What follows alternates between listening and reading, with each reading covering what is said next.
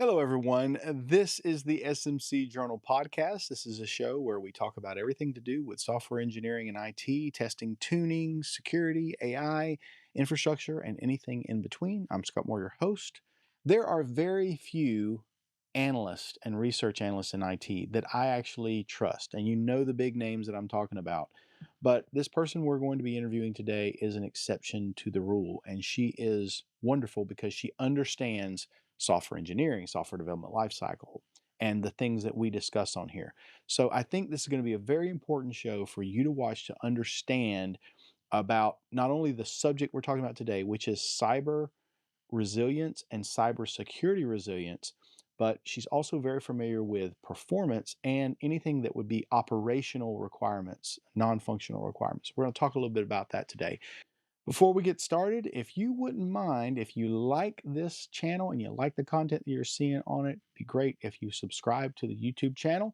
It lets the algorithm know to tell everybody else about what we're doing on this channel, and it helps me out a lot. I really appreciate it. I am happy to present to you Theresa Lanowitz, and she's got a brand new report that's out all about cyber resilience from her new company. I'm going to let her talk about that. Let's get right into the interview today. Hey, Teresa, welcome to the SMC Journal podcast. It is so great to have you on the show. Hi, Scott. Thank you so much for having me here. It's wonderful to see you, wonderful to connect with you.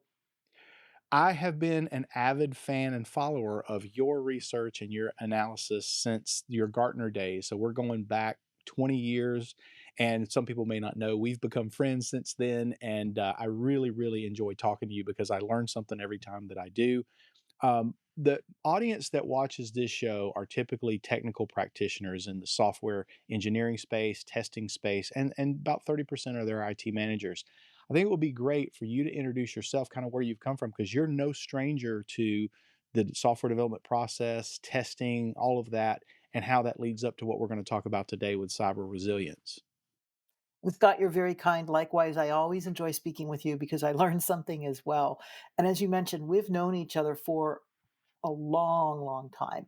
So, just to give your listeners a little bit of background about who I am, where I've come from, I started my career as a software developer. I had a top secret Department of Defense security clearance when I was a software developer. I moved in then to work on a bunch of different software products that were coming out from some of the big software companies of their time. Borland is probably the most notable one. I worked on Paradox for Windows. I worked on C++, and I was the original product manager on JBuilder, if any of your listeners remember JBuilder. And I then went on and I became an analyst. And of course, you mentioned Gartner. And I also had a smaller analyst firm called Voke that I worked for. And during those times as an analyst, I was able to leverage my background in software development, software engineering, and focus on that whole software development lifecycle, look at what was going on with application development, software quality assurance, the whole side of testing. And of course, we became friends because of your incredible work on the performance side of things. So that was always one thing that was an afterthought. And I think we'll talk a little bit about afterthoughts today because security is often the same way. Then in 2019, I joined AT&T Cybersecurity, and AT&T Cybersecurity had managed security services as as well as cybersecurity consulting and a threat intelligence team. And in May of 2024, earlier this year, it was announced that there was going to be a spin-off, if you will, a joint venture between AT&T and T and Will Gem Ventures to create LevelBlue. And that's where I am now. So LevelBlue is that joint venture between AT&T and Wilgem Ventures. And what we aim to do is to really be a strategic extension of your security team. And we offer managed security services to help you predict your security investments. We offer cybersecurity consulting to help you protect your business intelligence. And we offer our Level Blue Labs threat intelligence team to help you foster innovation and mitigate risk. And we focus on simplifying cybersecurity. So that's just a little bit about where I've come from, my background. So I am definitely no stranger to application development.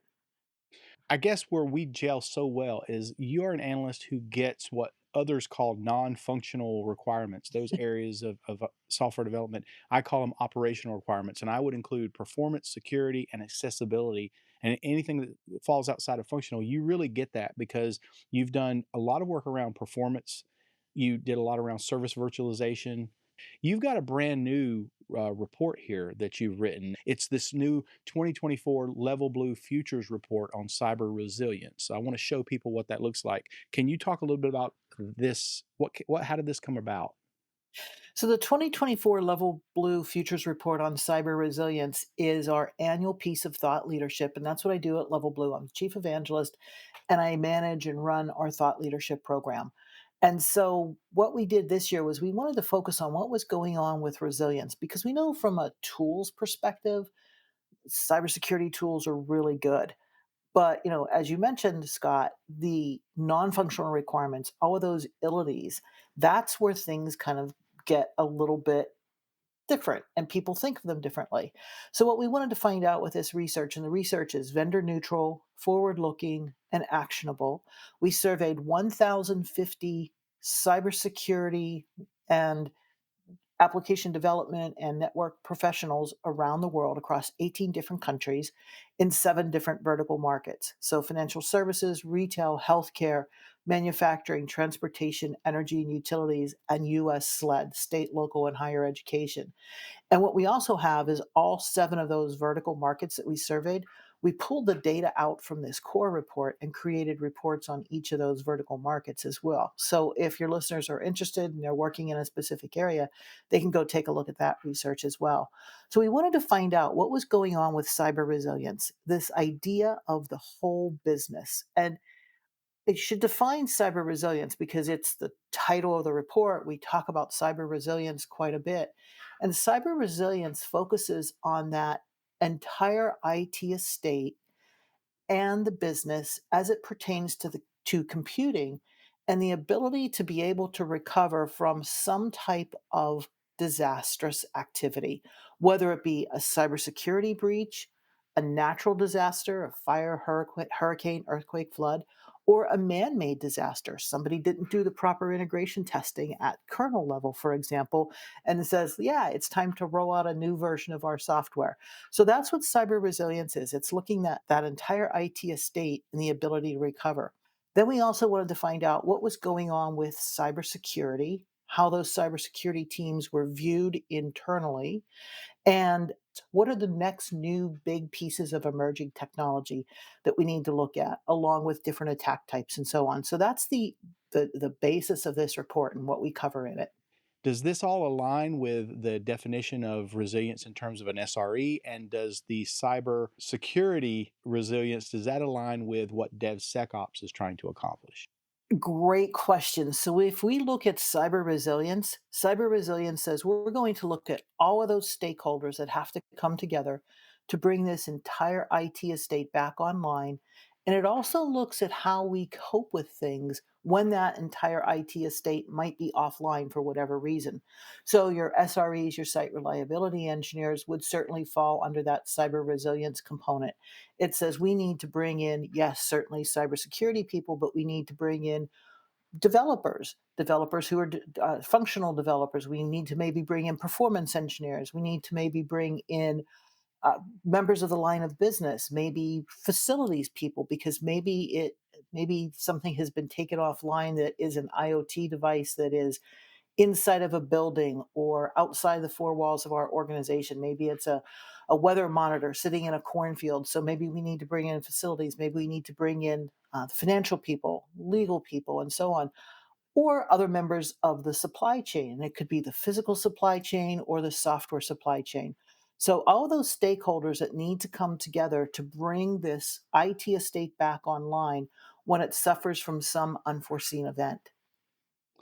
When I read this report, this was my biggest takeaway. Correct me if I got it wrong, but it sounds to me like what you're saying here is there's this rapid changing pace of innovation that's happening, and that's good, but that's also bad, right? Because the innovation itself is a good thing, but it's opening up more risk than we've had in the past. Is that correct?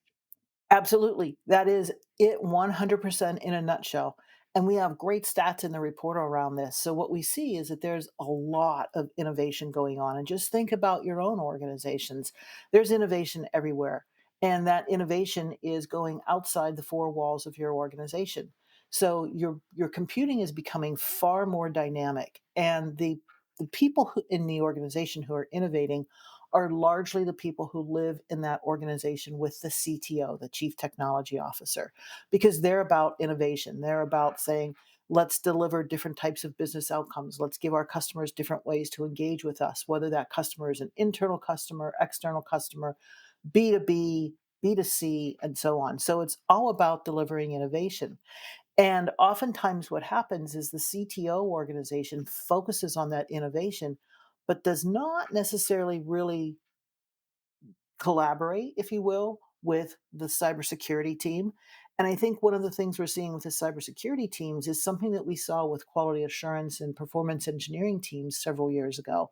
The cybersecurity team isn't necessarily integrated into everything that's going on. So you have all this innovation happening, and innovation brings risk. And that's not necessarily a bad thing, but you have to understand where that risk is, what that risk is, how to overcome that risk. And when I say that the cybersecurity teams are very much analogous with where the quality assurance and performance engineering teams were several years back, think about probably 10, 15 years ago, we used to talk about how IT needed to be part of the business. Now we're talking about how cybersecurity needs to be part of the business, and cybersecurity is a board level issue. And cybersecurity needs to be integrated across this life cycle. And I love talking about the abilities, the non-functional requirements, making sure that you have performance and security. And one of the things I always said when I was an analyst is software only has to do three things. It has to work from a functional perspective. It has to be performant enough, fast enough that you're not going to have a high abandonment rate, and it also has to be secure enough.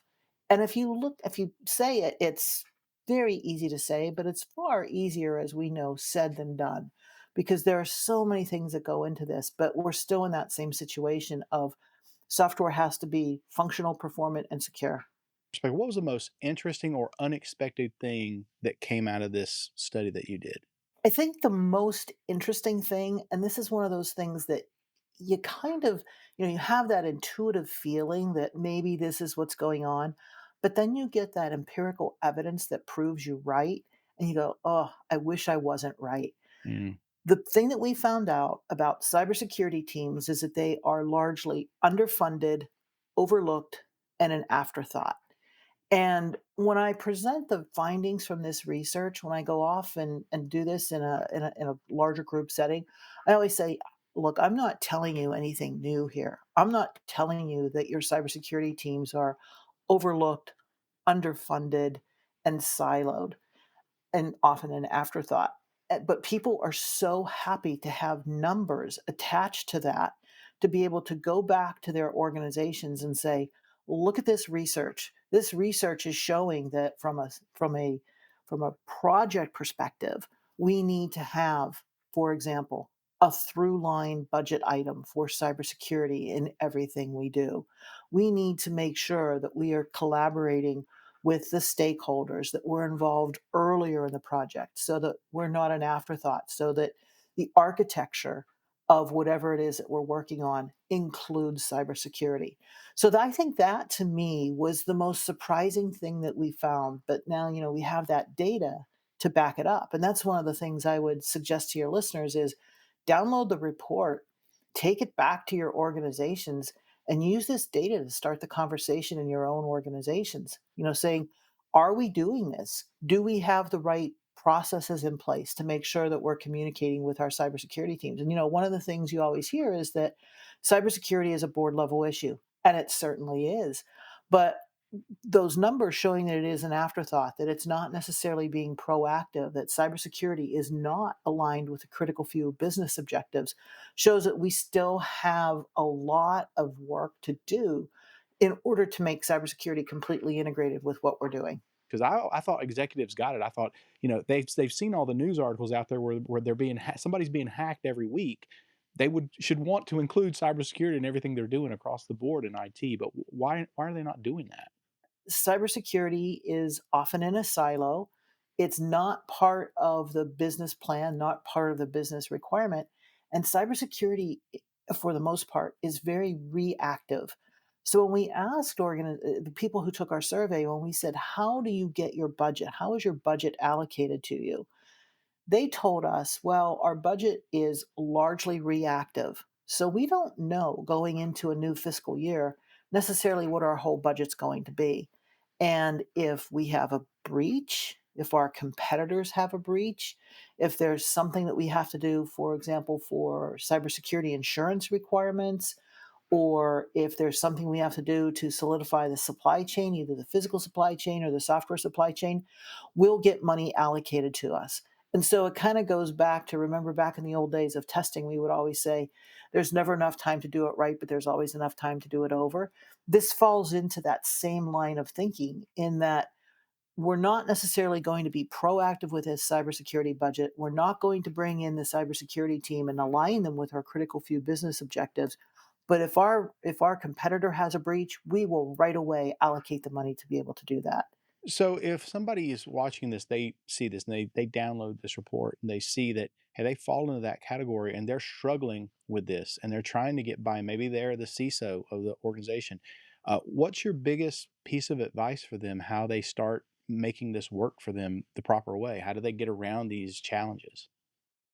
It comes down to really having that culture. And I know that seems trite to say, having that culture, but oftentimes the cybersecurity teams, and this is how the QA teams were thought of in the past, oftentimes the cybersecurity teams are seen as the department of no, NO. Refocus your energies, become the department of know, KNOW. Know how to collaborate with others in the organization. And we also did some research this year on C suite responsibilities, looking at the roles and responsibilities as it pertains to cybersecurity, innovation, those types of things, with the CIO, the CTO, and the CISO. I'd encourage your listeners to download that report as well, because one of the things we found out is that while you would think that those three leaders have a very good line of communications with one another, they really don't. And they have the same goal, the same end goal, to have something that is highly performant, highly usable, workable, to deliver better business outcomes and to not have any security incidents. But they have conflicting priorities along the way. So that's something too, that it comes down to those leaders talking to one another, the line of business understanding what cybersecurity can do for it, and making sure from a cybersecurity perspective, if you're somebody who works in a cybersecurity organization, making sure that you're taking the opportunity to say yes more than you're saying no and oh. This is something that's popping up all the time. Every week, we are seeing probably more than one now. Major hack, something's been released that shouldn't have been, passwords, whatever, and ransomware attacks, all that. So, what are some real concrete steps that the enterprise can take to minimize that exposure? One of the things I thought about, tell me if I'm wrong, because it sounds like I'm being slanted against open source. But the days of just being able to pull down a repo from GitHub from somebody who wrote something that looks good, and you're putting that in your enterprise, even if just as a developer is running on their machine, you're there's an exposure there that I don't think the enterprise can necessarily afford right now. That stuff needs to be vetted, and I'm sure the quality people would also say the same thing about it. Am I wrong? Is that one of the things they can do is just avoid open source software? Is that not the answer? Or You bring up some amazing points, and I think you're right. We're not against open source software, but you have to understand where your software is coming from. And that means understanding your software supply chain. Because now organizations are being asked to build out the SBOM, the software bill of materials, saying you have to identify where your source code is coming from. And if you know where that source code is coming from, you'll know if there is a problem then in that open source that you may have pulled down from somebody in a repository somewhere. And you look over the course of 2024, we've had some big, near catastrophic events in some of these repositories that are out there. And It's the heroic efforts of some of the engineers, the software engineers, the developers who are working on these repositories who have stopped some of these near catastrophic breaches. So understanding your software supply chain is paramount. And and as you said, you're not against open software, and we're not going to stop open source software. I mean, open source software brings a lot of very positive things, but really Agreed. understanding the origin of that open source software, understanding what you're getting from that repository, how you may have modified it, who has been working on it, that sort of thing, because those are all things that have to go into the SBOM. And I'm a big fan of the SBOM. If you remember back in, gosh, probably 2002, 2003, there were companies that came out that were focused entirely on being able to say, this is what, and they weren't calling it the SBOM back then, but this is where your software came from. Here's where you got your source code.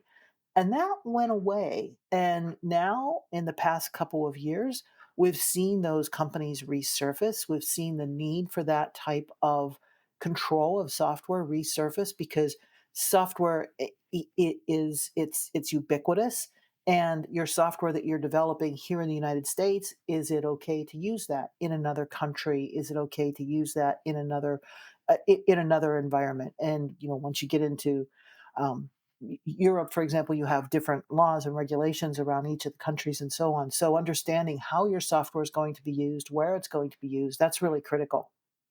You put it very well, and I don't want anybody to think and I use open source software all the time, but I believe in its original tradition of knowing the code. If it doesn't do what you want it to do, it may not have all the bells and whistles you want. You should be able to go in there and make it do what you want, just extend the code. But we know most people aren't doing that. So it's, you have to take some of that with a grain of salt, I guess. So is there anything else that you'd like to share with our listeners about this report? I think the types of people who will be interested in seeing this are, first and foremost, any business leader that's out there would be wildly interested in this report. Anybody who works in cybersecurity would be extremely interested in looking at this. And anybody who's working at a manager level, to make sure that you're bringing in those non functional requirements, cybersecurity being one of them, bringing it into your entire development process. So I think that there's something for everybody in here. And if you're a practitioner, there's even something for you in here as well. We One of the things we do every year is we ask our survey participants, what is the biggest attack that you're concerned about? What's the biggest attack type that you're concerned about? And in 2024, the answer was ransomware. And I don't think that's a surprise to anybody. But the surprise that came along with that is they told us that they were not very well, and this is across the board, they were not very well prepared to remediate against DDoS attacks, good old fashioned DDoS attacks, and nation state attacks. So if you're a practitioner, that's something that's extremely interesting for you. Look at those types of attacks that we're identifying, what the percentages are, and you can match it back to your particular vertical industry by going and downloading one of our vertical reports as well. And we're preparing now for the 2025 research. And one of the things we're looking at in the 2025 research is social engineering, how social engineering is really that human element of cybersecurity. Totally agree. I've got friends that are in that realm where part of their whole assessment is that leaving a USB stick out in the parking lot to see who's going to pick it up and plug it into a command. All of that is part of it too. Right. And this is a super wide area and scope to cover when we're talking about cybersecurity. It's not just the penetration testing, for example. Exactly. And it's not just cybersecurity. I mean, we now have the new portmanteau of DevSecOps. And I know that's something that's near and dear to you with DevPerfOps as well. You said it. I didn't have to say it first. So if I can keep you on for just a couple more minutes, let's address that for a moment. I believe that anything that would be considered a non-functional operational requirement, if it applies to security, and especially if DevSecOps can say, we're going to take the DevOps model and we're going to add this framework or other foundational piece to it and put it in the middle to enforce the fact that you must comply with certain things to make security a non-negotiable in your development pipeline. I think we have to address that for performance as well, because I've looked at the history of where DevSecOps came from, and it was all about saying, well, you know what, DevOps, if they would have done DevOps the way it was originally intended to be done, security and all these non-functional things would have been non-negotiable. But for some reason, it slipped through the cracks, so we got to make sure that it doesn't. I would say they've forgotten about performance as well, and that's why we need something like DevPerfOps for some organizations. I mean, if you're doing it great, that's fine, but some people do need this. Have you got my back on that, or am I completely off base? Totally agree with you, but I'm going to say something, once an analyst, always an analyst. I have to be a little bit of a contrarian here. So if we look at DevOps, that was saying we want to get rid of as much of the operational overhead as we possibly can. But that still has to happen. It still has to be done. But oh, we forgot about these non-functional requirements, these ilities. We forgot about performance. We forgot about security. Isn't everything that we're talking about now with DevOps and DevSecOps and DevSecPerfOps, I'll throw another one out there for you, FinOps? DevPerfOps. Yeah, isn't that just the software lifecycle or the software engineering lifecycle? I mean, I guess it is. It doesn't matter to me what you call it. I agree with you. The work has to be done, because if you don't do it, you're going to have technical debt at best and real problems in production at worst. Yeah, most definitely. Most definitely. So I'm going to keep pushing for this, because I believe that if DevSecOps can and should exist, which in a perfect world it shouldn't, but it has to. I believe DevPerfOps should as well, and I've made the claim that I will be happy to retract my statements and take DevPerfOps off the table as soon as they get rid of DevSecOps first. They got to go first. So that's my deal. So thank you so much for being on today's show. I'll make sure that we have all the links to this, and you are welcome back anytime you want to be on and update us on what you're doing, because it's wonderful stuff. So thank you again. Thank you so much, Scott. And it's great to come on and talk to you about everything that we worked on in the past, all the performance engineering, the software development, quality assurance. Awesome. Thank you.